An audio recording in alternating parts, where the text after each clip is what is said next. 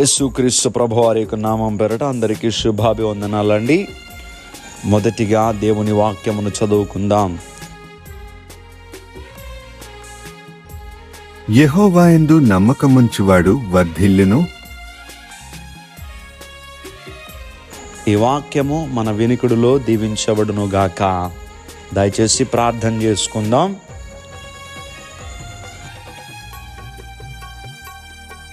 సైన్యములకు అధిపతికు దేవా, మీ ఘనమైన నామమును బట్టి వందనములు. మరొక రోజులోనికి మమ్మల్ని ప్రవేశింపచేసి ఉన్నారు.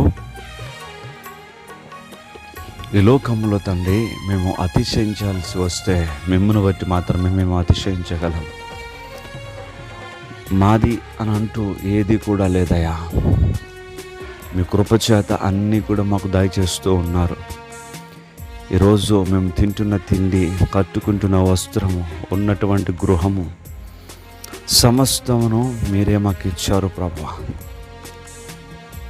మీరు లేనిదే మేము లేము ప్రభువా. మీ కృప లేనిదే మేము బ్రతుకులేము తండ్రి. మీ ఆశ్చర్యకరమైన ప్రేమను మా ఎడలో చూపిస్తూ ఉన్నారు.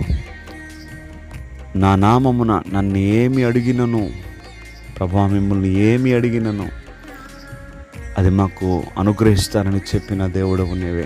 నిజంగా ఇప్పటి వరకు అన్నీ అనుగ్రహించారయ్యా.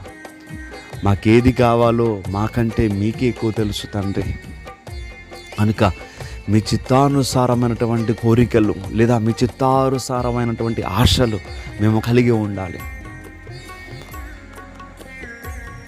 ఏదైతే మీకు ఇష్టమో అదే మేము ఇష్టపడాలి. దావీదు నా హృదయానుసారుడని చెప్పినటువంటి మాట ప్రకారంగా మా హృదయాలు మీ హృదయానుసారంగా ఉండాలయ్యా.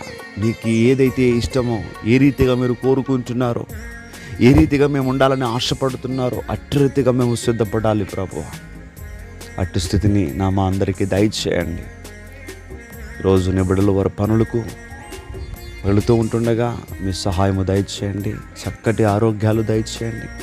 ఎవరికి ఏ నీరసమ బలహీనత లేకుండా చక్కటి స్థితిని నిబిడలకు అనుగ్రహించండి. బెంగ, బాధ, చింత వారి హృదయంలో లేకుండా నా ప్రభు నాతో ఉన్నారు, నాకు తప్పక అన్ని దయచేయగలరు అనేటువంటి నమ్మికతో నిబిడను మీరు నడిపించమని, మీరు తోడుగా ఉండమని, ఈరోజంతా ప్రభు సంతోషంగా నిబిడనులాగా సహాయం చేయమని యేసుక్రీస్తు వారి యొక్క నామం పేరట అడిగి వేడుకుంటూ మా పరమ తండ్రి. ఆమేన్, ఆమేన్, ఆమేన్.